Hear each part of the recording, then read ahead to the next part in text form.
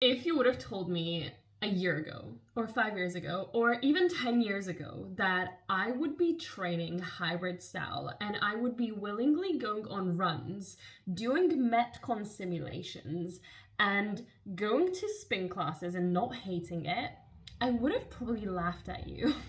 Because after growing up as a gymnast who was forced to run to lose weight and who literally just developed such a bad relationship with any sort of cardio, I promised myself that I would never ever run again. Q in 2025 when I decided that I wanted to sign up to a hybrid competition because I needed a new challenge because your girl has fallen out of love with the gym, which is so crazy because for a decade I was literally bodybuilding. I lived and breathed the gym. So yeah, it's crazy. Your girl's becoming a hybrid girly, and today I'm going to show you a full week of training in preparation for my second Apex Games, which is so crazy to say because I still don't understand how I survived the first one and why even I want to do the second one. But we move, and honestly I'm enjoying it so much more because I've learned so much from the previous Apex Games. My training is super different, and I realized that I never recorded a video about what I do for training and how I train now that I am not competitively bodybuilding for the time being. So today's video is going to be a little behind the scenes of how I am preparing for the Apex Games London, what's working, what's hard, and what I've learned since I competed in my first ever Apex Games this past October. And with that, welcome back to the channel. In case we haven't met yet, hi, hello, welcome. My name is Hajni, and I'm so happy that you are here and that you tagged along for this journey. If you haven't yet, make sure that you click that like button because it means the world to me. Hit subscribe because your girl is on her way to 1,000 subscribers by the end of 2025. Let's make it happen. Tell your girlfriends and comment something nice below for the girlies because let's be real, I'm building this channel for the girlies so we can finally stop the BS that's going on in the fitness industry because I've just frankly had enough. And with that out of the way, let's get straight into today's video of a full week of training for the Apex. Starting with Monday when I went for a 6K easy run that I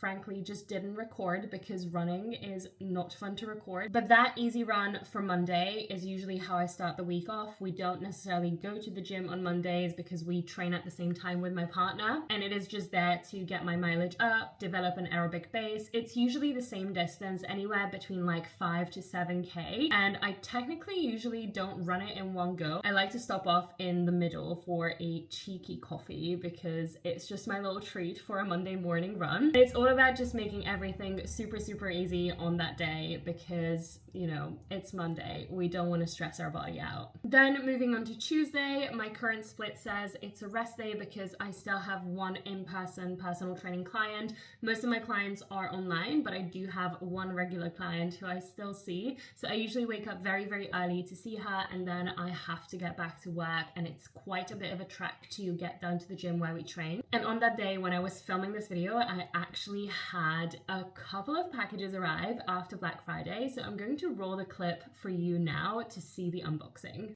It is delivery day and we have got a couple of very exciting goodies. I am buzzing for these. All of these I think should be for me. Yay, amazing. One of them is for my boyfriend, which I'm not going to include. I've already opened it because it's his Christmas present. We are going to open all of these packages and go through them together because I've ordered quite a few things to, first of all, help me with running in winter because I've been using my Adidas Adizero Evo SLs for a long time, but when it comes to running in the cold and the wet on surfaces that are quite slippery, they are really slippery shoes. So I needed something that is a little bit more waterproof and doesn't slip because your girl doesn't want to get injured. So let's just open these. Starting with package number one. There we go. This is what we got. And new shoes. Very exciting. I have decided to order the Nike Pegasus Trails in Gore-Tex. So the thing that it differs in, there's actually quite a few differences. So let me bring my other pair of shoes here to show you. Obviously, please do ignore how dirty these are because I need to wash them again because I've been running outdoors quite a bit in them in the rain. So these are the Adizero Evo SLs. Really love this pair. I've already put, I think, around like 250, 300 kilometers in them, which is quite impressive considering that I didn't run for basically a decade or a little bit more. And these are the Pegasus. So if we put them side by side, the Adizero is a little bit more padded.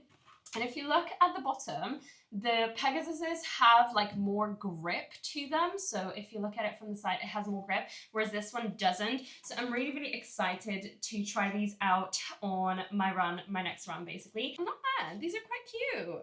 Let me try them on. I know that they're gonna fit very different from the Adizeros, but I'm just really excited to have them on. Perfect. It's like a glove, like it was made for me. I know that these are gonna be a little bit harder shoes, but they look absolutely perfect. I am so excited to go out on a run with these. Next up, package number 2 is, if I am correct, from My Protein. We needed a little bit of a top up, so I have got myself, oh yeah, this is for running actually, some reflective scrunchies, basically to help me stay a little bit more visible. For Black Friday, I also got myself this like full set from Gymshark, so it also has reflective patterns on there, because I realized that all of my things, like all of my clothes that I had, like gym clothes, they were absolutely amazing for gym stuff. But when I'm running outside, like I love wearing all black when I'm running outside, especially when the days are darker, like it's just not it. Like I don't want to get hit by a car. Again, these help quite a bit. Then I got a top up of magnesium to help me sleep better, help me digest better, basically to keep my calm. Magnesium is one of my favorite supplements. We also got a top up of omegas because your girl's joints have been crazy. I got some creatine because I haven't taken it for a long time, but I know that it's going to help with recovery, especially with the training load that I am under. Impact Whey, because we already have 4 different kinds of whey, but we needed a top up and we're running low on one of them, and a bigger shaker because all of our shakers were like the small ones, like the 400 ml ones, and we needed something a little bit more substantial so that we can mix more stuff in it. So very excited about it. So that is our Black Friday haul, including what I'm wearing on top right now. I also got the matching leggings, which have like pouches for gels, so I can put gels in once I start training for my next event after the February FX. This is our haul from Black Friday. Super excited to have all of these things, and I'm so excited for my boyfriend to get his Christmas present. So exciting. And with the Black Friday haul out of the way, let's get into some actual training clips. Wednesday usually is all about deadlifts. I like to divide up my strength training sessions based on the main lifts that we are required to do in the strength session of the FX. Because in case you didn't know, we basically have 3 stations as opposed to High Rocks, which is like 8 stations with a kilometer run between each station. We have a strength station where you start off hitting like max weight on certain lifts for certain reps, then you rest, then you have endurance, then you have rest, and then you have a Metcon X. So for 2026, the workouts are going to be different from last year. It's going to be a 1 rep max on strict press, 3 rep max on squats, and 5 rep max on deadlifts. So I started this week off with strength training on Wednesday with a deadlift session and a little bit of accessory work. Now, a thing about deadlifts right now I'm really struggling with is I think I have developed hamstring tendinopathy.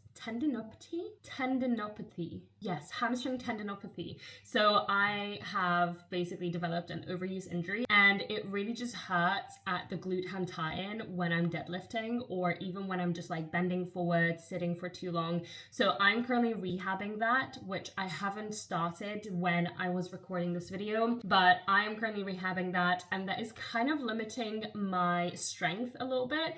But apart from that, like deadlifts have been going really well. Recently, after obviously discovering what I've developed, I have made a couple of adjustments to my training, but it's usually a deadlift day that we start off with obviously warming up for deadlifts. Right now I'm doing 4 sets of 5 reps, and then I'm wrapping that last set if I can. 10.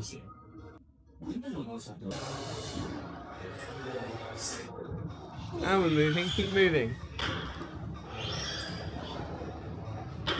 3, easy, come on. At least 7. That's 4.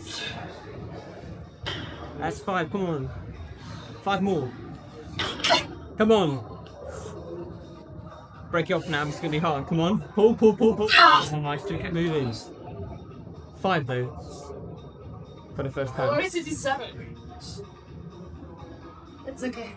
When it comes to deadlifts, the initial goal was to increase weight by about 5 kgs every week, but then obviously once I injured myself, I have to train around the injury a little bit more. So after filming this week, obviously it has flared up really, really bad. So what I'm doing instead is I am doing rack pulls and then the bottom half of deadlifts where it doesn't really hurt from a deficit so that I can build up the strength on the bottom part of the deadlift and then also the top part of the deadlift. I also really need to work on my grip strength, so this is super helpful too. And then because we obviously do have strict presses as another max weight strength exercise that we have to do in the AFX, I also am training my shoulders twice a week, so I don't only train for strength, I also have a higher rep day, which I combine with my deadlift day. So after deadlifts, I usually do shoulder presses or Arnold presses, and then I do some sort of row or pull down movement to make sure that my back is strong. And we also usually like to pair our deadlift day with a brick session. Now, a brick session is literally just 2 more cardiovascular exercises. So we are going to be required to do 22 minutes of swapping between running and rowing. I tend to cycle through like what I do for the brick session, but this week it was rowing and walking lunges. We sometimes also do like running on a treadmill and ski erg. You can also do rowing and kettlebell swings or cycling and running, depending on what is required from you. It's literally just there to make sure that you build, again, a really good aerobic and cardiovascular base for yourself, and also for us to practice how to swap in and out from the rowing machine, because I feel like it's going to be very tricky when we are there on comp day. So the more we practice getting in and out of the rowing machine, the better it is going to go for us. So what we did is 5 rounds of 2 minutes rowing, 2 minutes walking lunges, 2 minutes rowing, 2 minutes walking lunges. And because I am training with my boyfriend, who is also my partner at the AFX Games, we can just do it together and we can basically just alternate with each other. Then moving on to Thursday. Thursdays tend to be a higher cardio day for me because ideally I'd like to do 3 cardiovascular training sessions that are not necessarily like Metcon sessions or brick sessions. So I do a run every Monday, and then Thursday I do a run and a spin class. Ideally, I'd love to do my second run on a Saturday or the Sunday, but I feel like that would just be too much, and I really desperately need 2 rest days. So Thursday was a double cardio day. We went out for a run. It was supposed to be an easy run, but unfortunately I had the crazy idea to chase down my boyfriend because he's a lot faster than me. So I ended up deciding midway through my easy run to just do basically a little bit of a tempo session. So what I worked on was basically 5-minute tempo work with 2 minutes of a rest, so like slower running, and then I alternated between obviously work and recovery 3 times, I think, or 4 times. I can't remember at this point. But normally this would be an easy run session too, and I would use the spin session to help me build up my VO2 max even faster and my work capacity. So then afterwards I had a couple of meals and then I went for a spin class, which I absolutely freaking love. It was so much fun, honestly. I never thought I would love spinning so much. Then we moved on to Friday after the double cardio day, which was my strict press day. So this is a little bit of a mix because I really wanted to get stronger on my squats, and I also wanted to start obviously working on strengthening my hamstring after being injured. What I did here is I did some strength sets, so 4 sets of 3 of strict presses, and my aim here is to add about 2.5 kgs every other week or so, or even more frequently if I want to try it out. I started off with those. I warmed up to 4 working sets of 3. And then while I was resting, I also started warming my hamstrings and my legs up, doing some hyperextensions that are glute focused, just to work through the range of motion that my muscle has to go through when I'm deadlifting. Because from what I've researched for myself, when it comes to this kind of injury, you cannot stretch it out and you cannot rest it. You need to work on strengthening the areas around it. So strengthening the muscle belly of the hamstrings and strengthening the glutes. So what I started doing that week is I started doing glute biased hip extensions, and then afterwards I decided to include more squats in the form of front squats, which in turn is going to help me get stronger on my back squats too, but it's also going to help me basically just like get strong glutes, make sure that I'm using my glutes properly. So I like to do a little bit of a pause on the bottom of them at the moment, so basically that way I'm squatting twice a week. And then obviously glute strength is super important in rehabbing the hamstring tendinopathy. So I did some normal hip thrusts on the Booty Builder machine. This is a new machine in the gym and I freaking love it. So far I've only used plate loaded hip thrust machines, but this one honestly just like hits the right spot and I can feel my glutes so well. I really love this so much. So for squats I did 3 sets of 6 to 8, and then for hip thrusts I did 2 sets of 8 to 10, going as close to failure as possible without being in too much pain. And then afterwards we moved on to our first Metcon prep of the week, because this was one of our downfalls when we were at the Apex Games in October. I feel like we weren't adequately prepped for the Metcon. So we've been practicing the main movements a lot. Now, this was the first time that I've actually filmed myself doing all of these movements. So what I've noticed is that the ground to overheads, like, they are moving okay, but I need to pause a little bit longer on the top because that is something that the judges are probably going to be looking at. And I'm already working with higher weights. So basically what I've realized is like women have to do 12.5 kilos on all of their weighted exercises in the Metcon X. I think we have like 30 kg sandbag carries. But what I wanted to do and what my strategy here is I'm training with 15 kilos.